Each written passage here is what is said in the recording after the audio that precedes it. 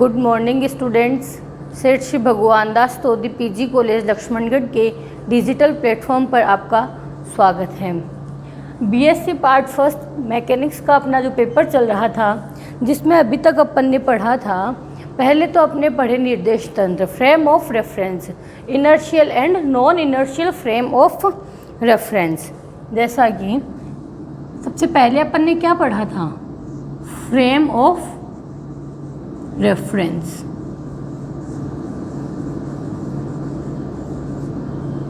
उसके बाद अपन ने क्या पढ़ा था कि ये जो फ्रेम ऑफ रेफरेंस थे, ये भी दो टाइप के थे, inertial frame of reference and non inertial frame of reference. ठीक है, जो इनर्शियल फ्रेम ऑफ रेफरेंस है वो न्यूटन की गति से संबद्ध नियमों का पालन करता था, ये नहीं करता था। इसके एग्जाम्पल्स भी अपन ने कुछ करे थे। उसके बाद जो अपन ने पढ़ा था ट्रांसफॉर्मेशन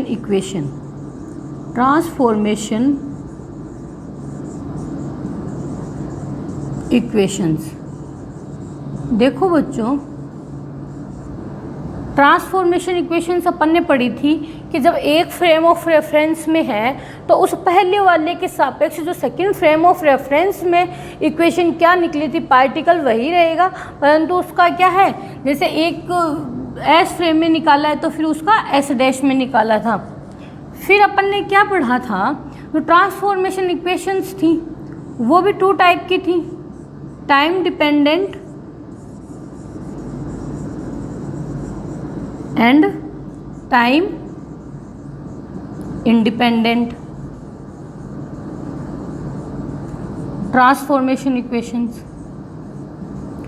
अब देखो, इसके बाद में जो ट्रांसफॉर्मेशन है वो किस फॉर्म में पढ़ा, मैंने बताया जो रूपांतरण समीकरण था अपन ने क्या किया, उसके बाद दो टाइप के होते हैं, Lorentz transformation equation and Galilean transformation equation. पहले आपके सिलेबस में दोनों थे, उसके बाद जो लॉरेंस ट्रांसफॉर्मेशन इक्वेशन है वो अभी सेकेंड ईयर में कर दिए गए हैं मैथमेटिकल फिजिक्स में, और आपके हैं गैलीलियन ट्रांसफॉर्मेशन इक्वेशंस। तो देखो, फिर अपन ने पढ़े गैलीलियन ट्रांसफॉर्मेशन इक्वेशंस। वही जब कणों का वेग या प्रकाश के वेग c की तुलना में कम था, बहुत ज़्यादा, तब तो गैलीलियन ट्रांसफॉर्मेशन इक्वेशन। और लॉरेंस ट्रांसफॉर्मेशन इक्वेशन कब होता है, जब पिंड या कणों का वेग है वो प्रकाश के वेग c की तुलना में बहुत ज़्यादा होता है। तो अपन ने पढ़ा था Galilean transformation equation. Galilean transformation equation में भी अपन ने देखो पोजीशन, डिस्प्लेसमेंट,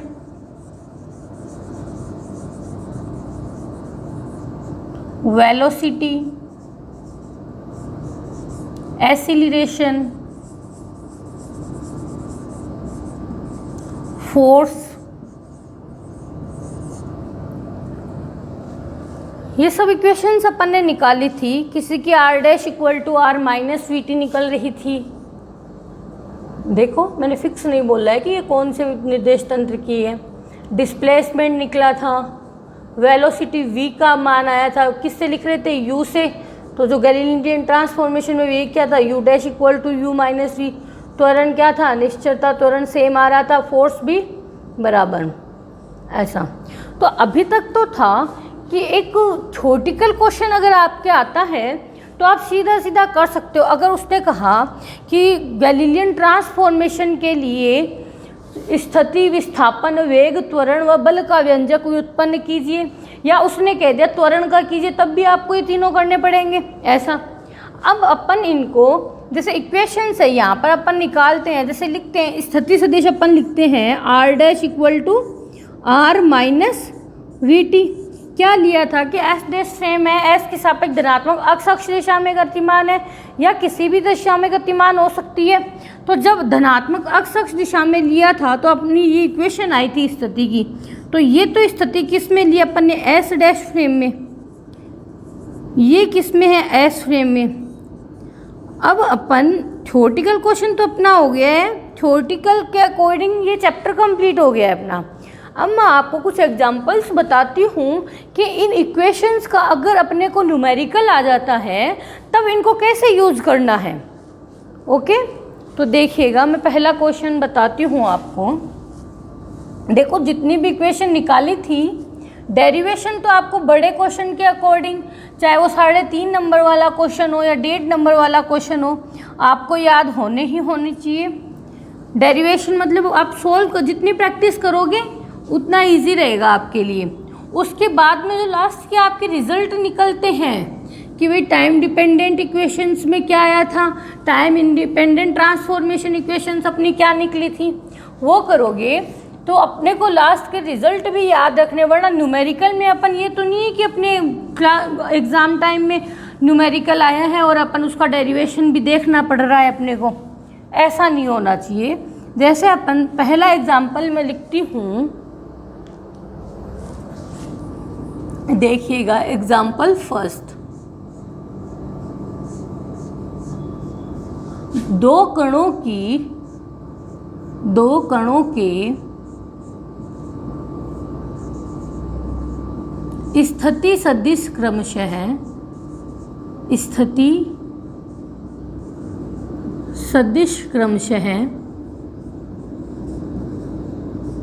देखो मैंने लिखा है, दो कणों के स्थिति सदिश क्रमशः 4i cap minus 4j cap plus 7k cap तथा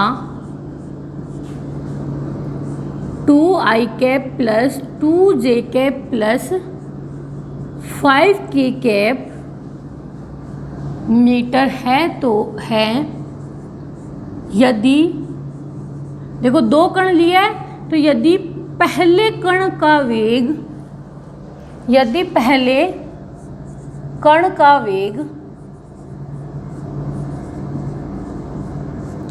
0.4 i के प्लस जे के प्लस के कैप वेग है तो मीटर पर सेकंड है तो दूसरे कण का वेग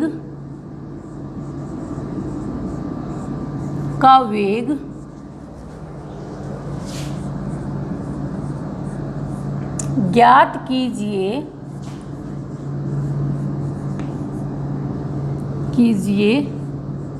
ताकि वे 10 सेकंड पश्चात टकरा सके। देखिएगा स्टूडेंट्स, क्वेश्चन में आपको क्या क्या दिया है और अब अपने को क्या है उसको अप्लाई करना है। जो इक्वेशंस अपन ने पढ़ी है तो देखते हैं अभी आपको क्या क्या याद है।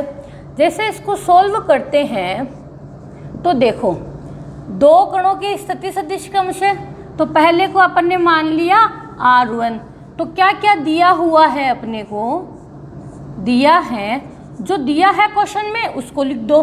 तो R1 क्या दिया है अपने को, 4i minus 4j cap plus 7k cap metre.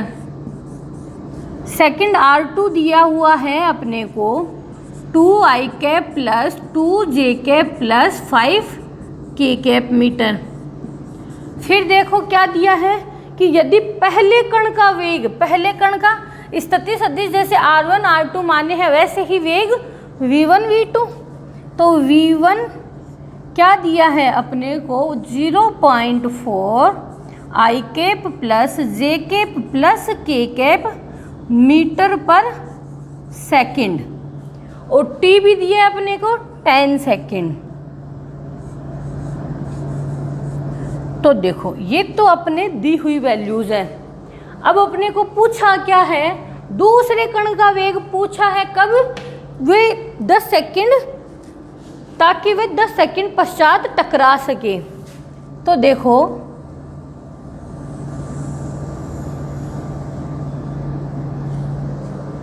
दो कण हैं, उनके टकराने के लिए उनके क्या है स्थिति सदिश है वो समतुल्य होने चाहिए। तो क्या होगा, t समय पश्चात टी समय पश्चात दो कणों के टकराने हेतु उनके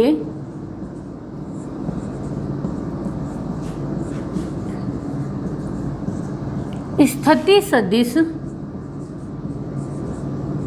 देखो अपन ने जहाँ पर थ्योरी पढ़ी थी, जब अपन संरक्षण नियम पढ़ रहे थे, वहाँ पर अपन ने ये पढ़ा था, जान नहीं लिखा था, डायग्राम बनाए थे, टक्कर से पूर्व, टक्कर के पश्चात संवेग का भी निकाला था, एनर्जी का भी निकाला था। तो वहीं से आया है टी समय पश्चात दो कणों के टकराने हेतु उनके स्थिति सदिश समतुल्य होने चाहिए। मतलब स्थिति सदिश क्या, R1 बराबर R2 होनी चाहिए। अब देखो अपन ने पढ़ा है R की जो वैल्यू थी R डैश, ये तो क्या है अपन ने जब ट्रांसफॉर्म किया तब पढ़ा है। यहाँ पर एस डैश नहीं दे रखी है, तो सीधा एक ही फ्रेम ऑफ रेफरेंस है, दूसरे का तो पूछा ही नहीं है, तो ये वैल्यू आएगी अपनी। तो R equal to R dash plus VT, दो कण है तो पहले के लिए लिखेंगे तो R1 प्लस V1T, दूसरे का लिखेंगे तो R2 प्लस V2T। तो देखिएगा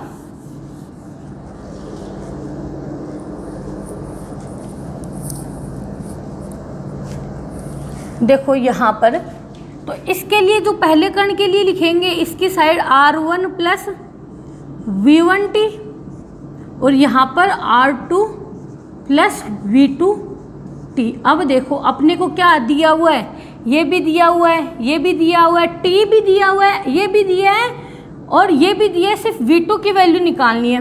तो इसको अपन रूपांतरण करके जब निकालेंगे तो ये इधर आ जाएगा R1 वाला, तो R1 minus R2 plus V1T बराबर V2T।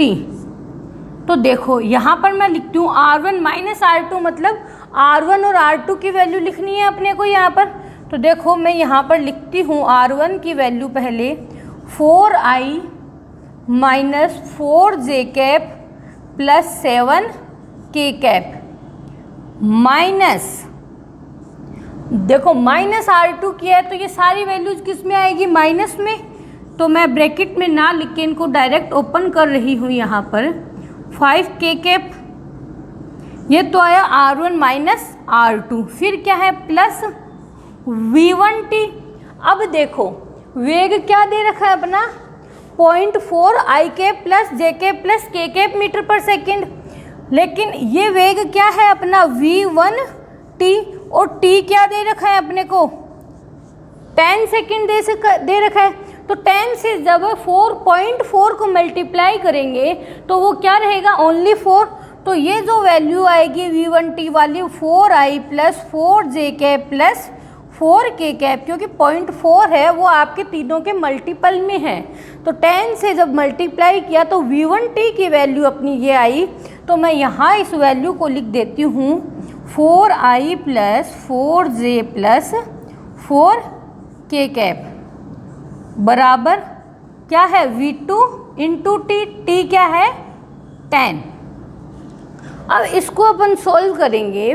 यहाँ पर देखो पहले इसी ब्रैकेट को कर लेते हैं सोल्व, प्लस 4 है माइनस 2 है तो 2i cap minus 4 minus 2 minus 6j plus 7k minus 5k तो 2k कैप प्लस का, फिर क्या है अपनी value 4i plus 4j cap plus 4k cap बराबर V2 इंटू 10।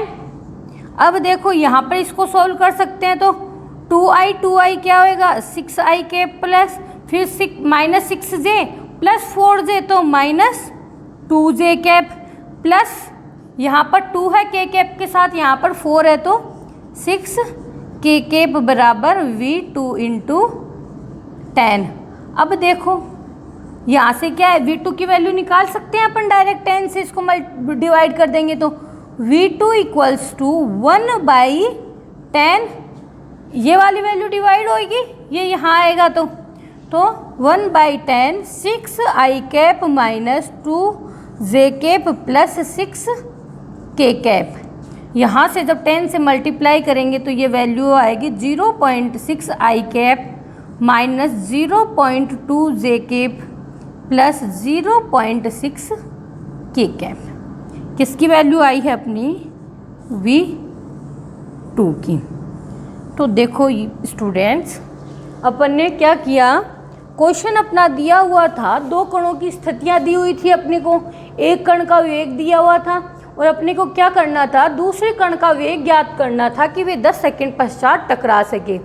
तो अपने को जहाँ पर अपन ने संरक्षण नियम पढ़ा था वहाँ से अपने को पता था कि ये वैल्यूज क्या होनी चाहिए थी, दोनों स्थिति सदिश वो परस्पर समतुल्य होने चाहिए थे। तो जो अपन ने इक्वेशंस पढ़ी थी r dash equal to r minus v t, यहाँ पर देखो समझने के लिए तुम लिख सकते हो, जिससे कि कहीं पर तुम्हारे गलती नहीं हो। तो यहाँ से पहले कण के दो तो फ्रेम ऑफ रेफरेंस है ही नहीं, तो बच्चे क्या अपनी फर्स्ट क्या अपन एस को लेके चलते हैं। तो वहाँ से r1 प्लस v1t बराबर r2 प्लस v2t, इसको अपन ने पक्षांतरण करके v2 की वैल्यू निकाल दी। यहाँ पर r1 r2 v1t की वैल्यू दी हुई थी, वहाँ से इसको सोल्व किया। देखो वेग में कंफ्यूज मत हो जाना, v1t होता है, ये 0.4 है, तो 10 से इसको मल्टीप्लाई करके डायरेक्ट v1t की वैल्यू अपन ने ये लिख दी है। आप इसका स्क्रीनशॉट ले सकते हैं।